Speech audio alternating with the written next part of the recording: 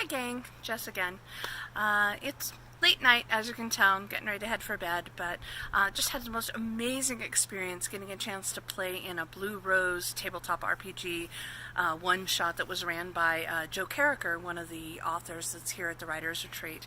Really hoping to get a chance tomorrow to talk with Joe about some projects that he's working on and specifically some things that are Blue Rose oriented. As you guys might know, he's the developer for the Blue Rose line for Green Ronin, and if you haven't had a chance to check out that game, it's a really amazing setting. Anyway, I'm about ready to call it a night here. It's been a long day of writing and followed up by a long evening of tabletopping, and the retreat's going great. So anyway, I'll talk to you guys later. Bye.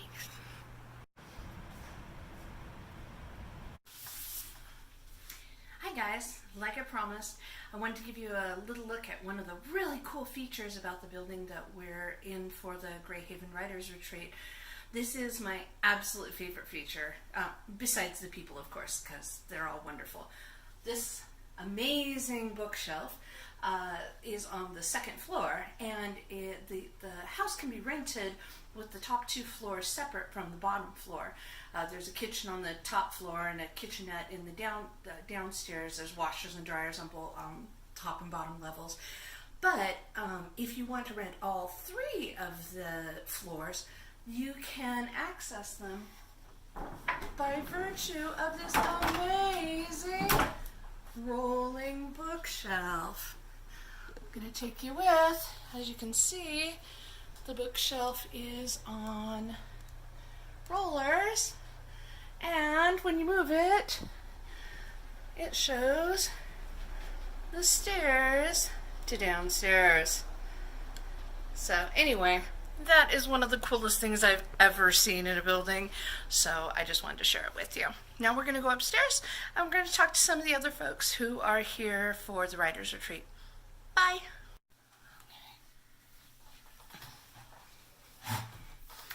Okay, so we're here with Joseph Carriker, who is one of my favorite people in the whole world, and also one of the folks that have been coming to Greyhaven ever since it started. Joe, can you tell folks a little bit about you? Sure. So as Jess says, my name is Joseph Carriker. I am a developer, an RPG developer for Green Ronin Publishing. And I'm the line developer for the Blue Rose RPG, although that's like only in the past year or two. Before that, I was the developer for the Song of Ice and Fire role-playing, so I've been with Green Ronin since about 2012 or so. That was the RPG that's based off of George R. R. Martin's book series, right? Starting with Game of Thrones and into the full series, so yeah. But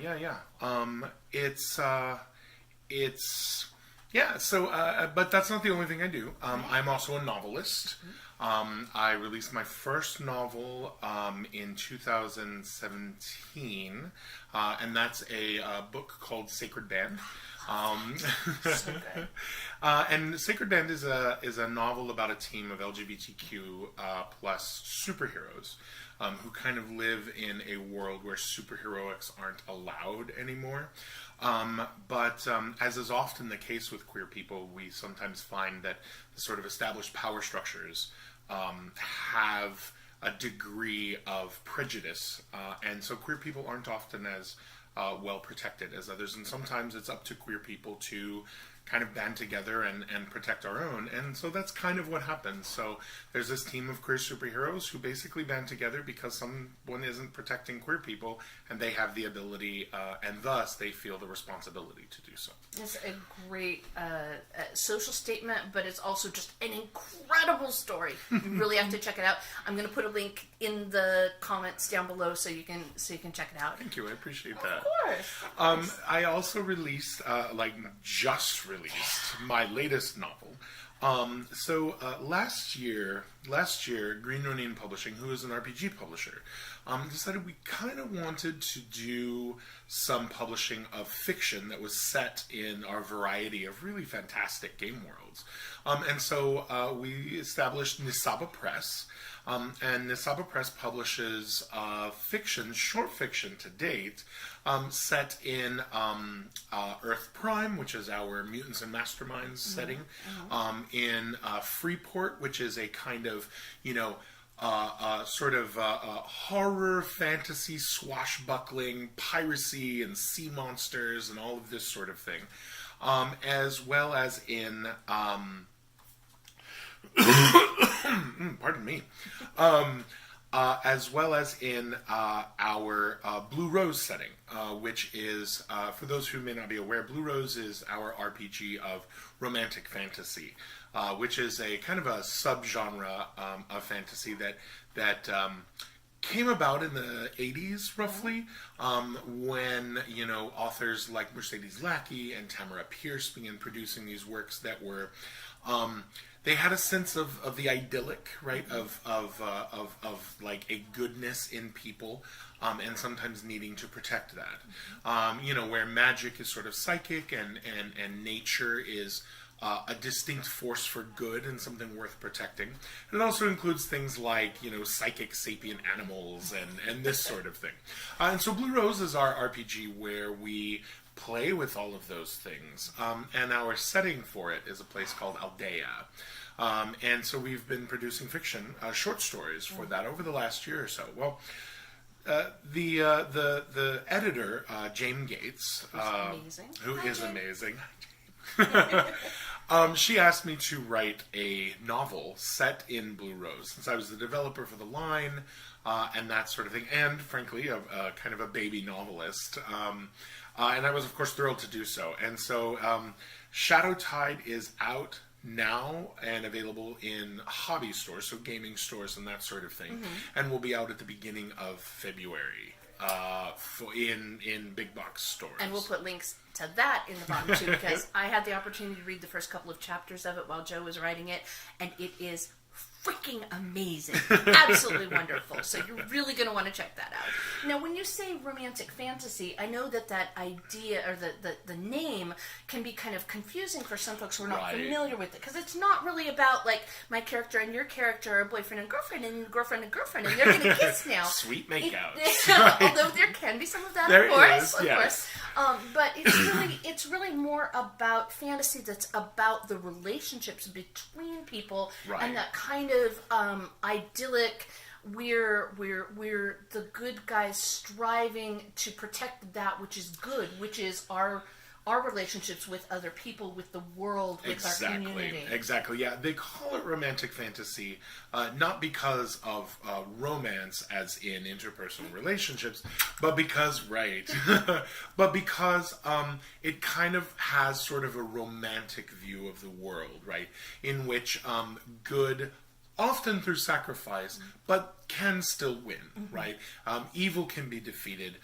Friendship is the most important part. And one of the big traits of romantic fantasy is that the relationships that the heroes build through the course of the story, whether we're talking about familial relationships, or the friendships and alliances that they make, and yes, sometimes the romances that they make, often those are as important, if not more so, than the sort of sword play or use of magic or that sort of thing. So that's wonderful. Yeah. So Shadowtide just came out.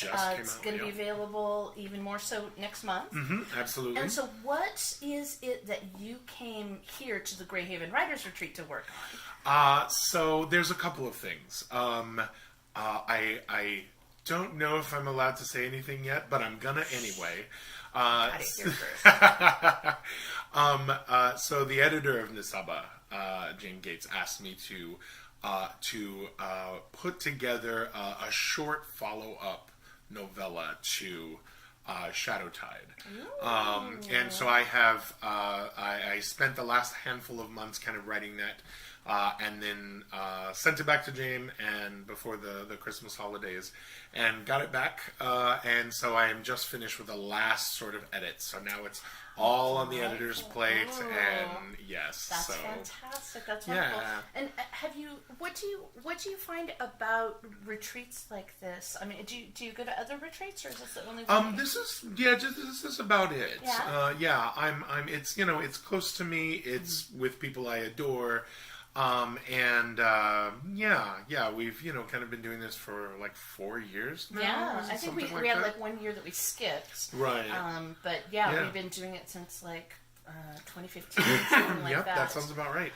Honestly, a lot of it is I find that sometimes in my own space, it's very easy for either the day-to-day non-work things, right? Like taking care of a household, taking care of what needs to be done, kind of can loom up really big.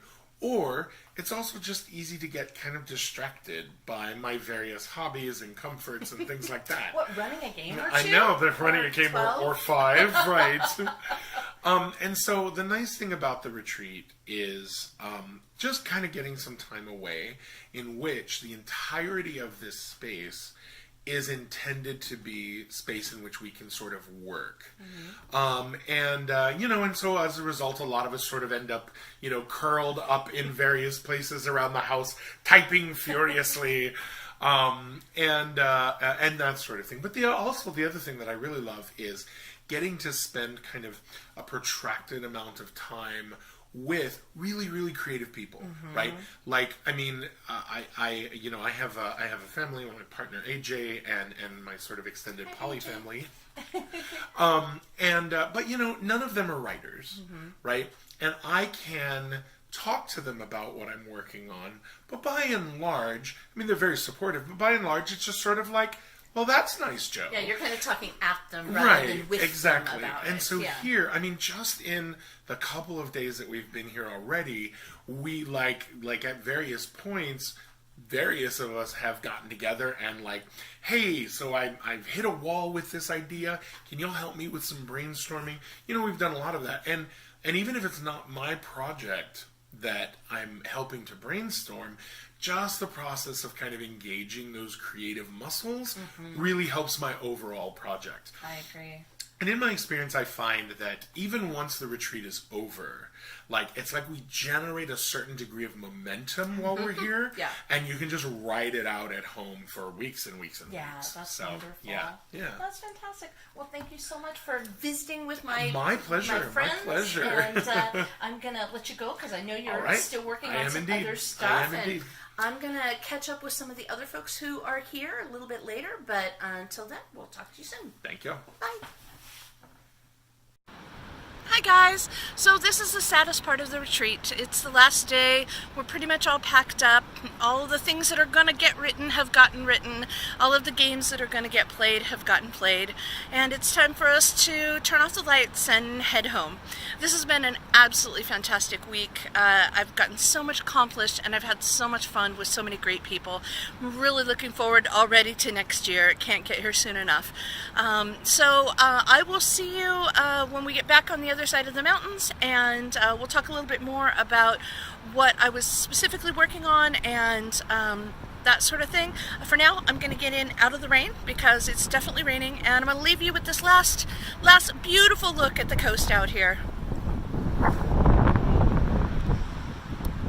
It's just gorgeous. I think the Oregon coast is even more beautiful in the storms than it is in the sunshine.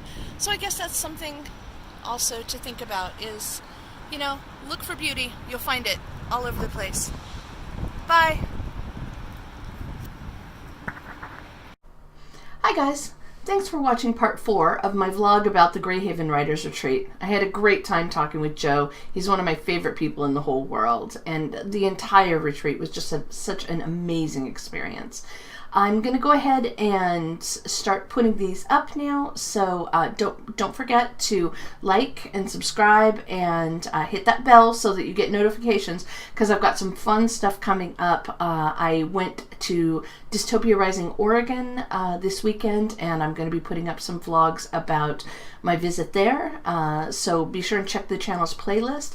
They'll be under the LARP Adventures. Also, I'm hoping to start some entries on my vanity shelf, which will be talking about different projects I've done in the past, and just some interesting little insights and background on what was happening and the fun parts of them and what parts of the various books I worked on and that kind of thing. So I don't want you to miss any of that. Thanks for joining my channel, and we'll talk to you soon. Bye.